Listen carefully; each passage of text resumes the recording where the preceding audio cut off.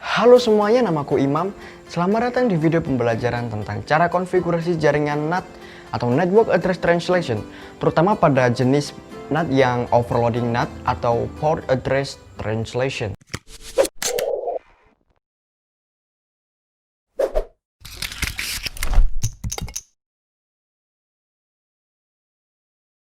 Sebelum kita melakukan konfigurasi jaringan NAT, terlebih dahulu kita akan mempelajari apa sih NAT itu.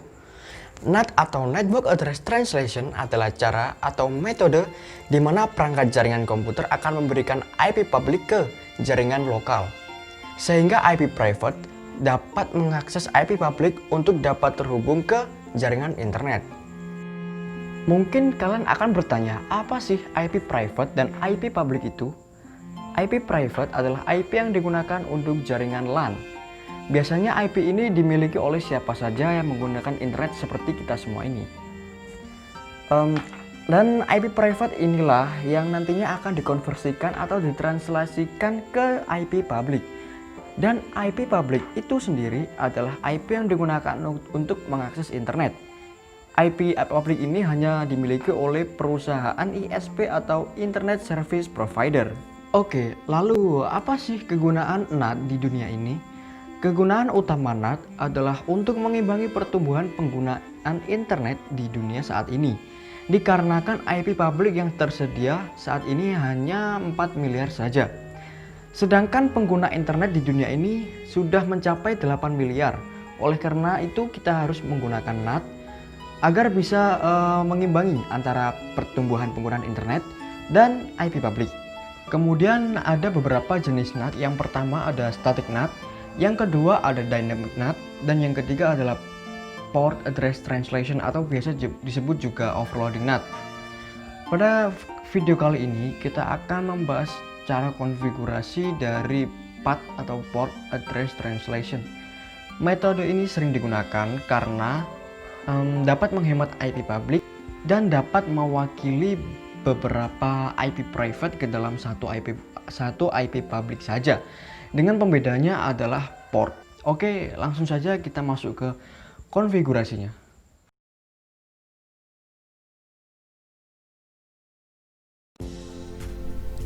Baiklah semuanya, kita akan mulai mengkonfigurasi jaringan NAT jenis PAT atau Port Address Translation. Silakan buka Cisco Packet Tracer kalian. Jika kalian belum memiliki, kalian bisa mendownload.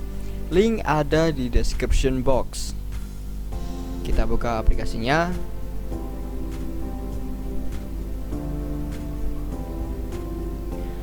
Lalu langkah pertama yaitu membuat topologinya. Di sini saya akan menyajikan 3 buah PC dan 1 buah server. Dan kita membutuhkan switch dan 2 router. Oke, setelah itu kita hubungkan dengan kabel ini otomatis agar lebih cepat dan mudah. Dari PC ke switch, dari switch ke router, dari router ke router, dan yang terakhir dari router ke server. Oke, setelah selesai dihubungkan semuanya, langkah selanjutnya adalah pengalamatan IP atau penambahan IP address. Pada PC ini saya akan beri IP 192.168.31.2.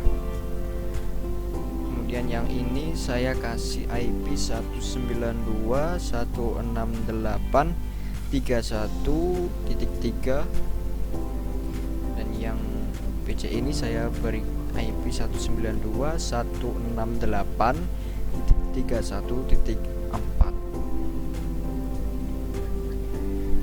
Oke, setelah itu kita akan memasukkan IP-nya di desktop IP configuration. Kita ketikkan IP-nya 192.168.31.2. Kemudian kita tekan tab, akan muncul subnet mask secara otomatis. Kemudian kita tab lagi untuk mengetikkan default gateway-nya atau IP gateway-nya. Kita kita ketikkan 192.168.31.1. IP gateway ini yang nantinya akan ditambahkan di router. Kemudian kita close, ganti ke page selanjutnya, masukkan IP-nya 192.168.31.3. kemudian kita tab lagi, masukkan IP gateway-nya 192.168.31.1 dan kita close.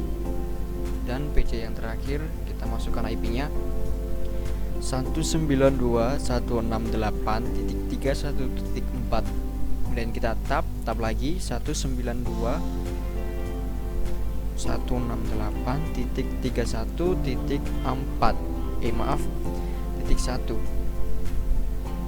Kita close. Nah, kemudian kita akan mengatur IP di router. Ini router overload ya,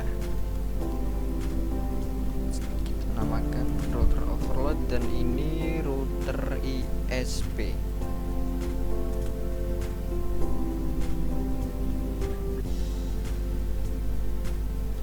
Oke, kita masuk ke routernya, lalu di config kita akan memasukkan IP yang mengarah ke jaringan lokal dan IP yang mengarah ke jaringan publik. Kita lihat dulu portnya ini. Yang mengarah ke jaringan lokal adalah port FA00 dan yang mengarah ke jaringan publik adalah SE20. Kita masukkan terlebih dahulu yang fast ethernet 00, kita on kan, lalu kita masukkan IP address-nya yang tadi yang sebagai IP gateway dari PC 192.168.31.1, kemudian kita tab. Terus, nah, untuk IP yang mengarah ke jaringan publik kita akan beri IP yang networknya 10.10.10.0.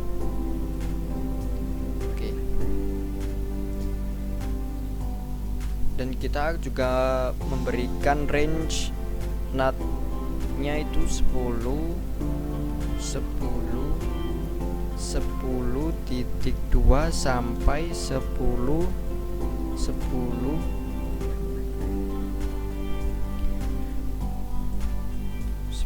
titik misalnya 20. Nah, ini range IP NAT-nya.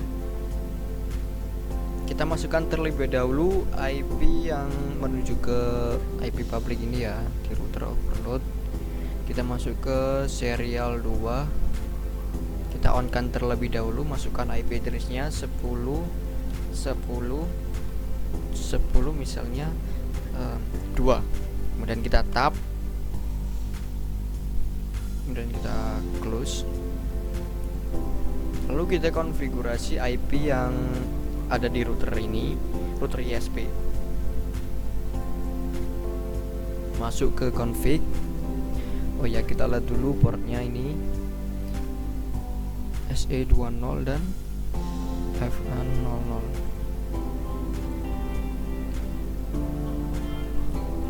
Kita masukkan yang mengarah ke router ini dulu ya. Berarti masuk ke serial 20. Kita on kan terlebih dahulu, kita masukkan IP address-nya 10.10.10.5 misalnya. Kemudian kita tab. Lalu kita masukkan IP gateway dari server. Kita on kan terlebih dahulu, masukkan IP-nya. Misalnya kita beri IP 100.20.2.1 dan kita tab dan kita close. IP servernya kita kasih 100.20.2 192.2. Kita masukkan 100.20.2 tab, kita masukkan IP gateway nya 100.20.2.1. Oke, kita close. Nah, setelah semua IP telah dimasukkan, langkah selanjutnya adalah mengkonfigurasi router overload, mengkonfigurasi NAT-nya.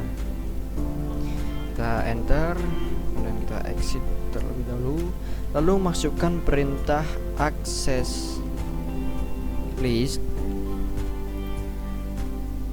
one permit. Kemudian kita masukkan network dari IP lokalnya, yaitu 192.168.31.0. Lalu kita masukkan wildcard netmask dari IP jaringan lokal 0.0.0.255. Kemudian kita enter, lalu masukkan perintah IP NAT pool. Beri nama poolnya terserah, saya beri nama internet aja ya, misalnya internet. Oke.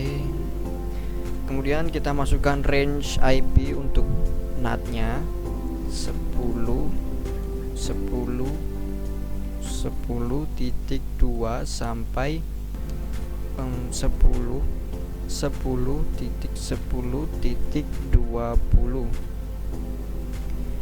Kemudian netmask, masukkan netmasknya 255.0.0.0. Kemudian kita enter, lalu masukkan perintah IP NAT inside source list one pool internet. Ini yang namanya tadi ya, internet overload. Oke, kemudian kita enter, lalu masuk ke port yang menuju ke jaringan lokal int if 00, lalu masukkan perintah IP NAT inside. Kemudian kita enter, exit, lalu masuk ke port yang menuju jaringan public int se2/0. Kemudian kita enter, masukkan perintah IP NAT outside, enter. Kemudian kita exit, kemudian kita masukkan perintah konfigurasi untuk root. Kita konfigurasi secara default aja ya, IP route 0.0.0.0.0.0 netmasknya melalui port 2SE2/0. Kemudian kita enter, kemudian kita exit. Oke, sekarang adalah pengujiannya. Kita uji dulu dari PC ini ke router overloadnya, apakah berhasil. Kita coba ini ke sini. Nah, di sini ada tulisan successful, berarti telah berhasil. Sekarang kita coba dari PC ini ke router ESP. Nah, successful juga. Dan percobaan yang terakhir adalah dari PC ke server, in progress. Nah, biasanya untuk yang pertama kali dari PC ke server itu violet. Kita coba sekali lagi. Nah, berhasil kan? Kita coba dari sini ke sini, berhasil juga. Dari PC ini ke server. Nah, ketiga-tiganya berhasil dan Selamat mencoba dan dipraktikkan. Oke, itu saja yang bisa saya sampaikan di konfigurasi ini. Selamat mencoba.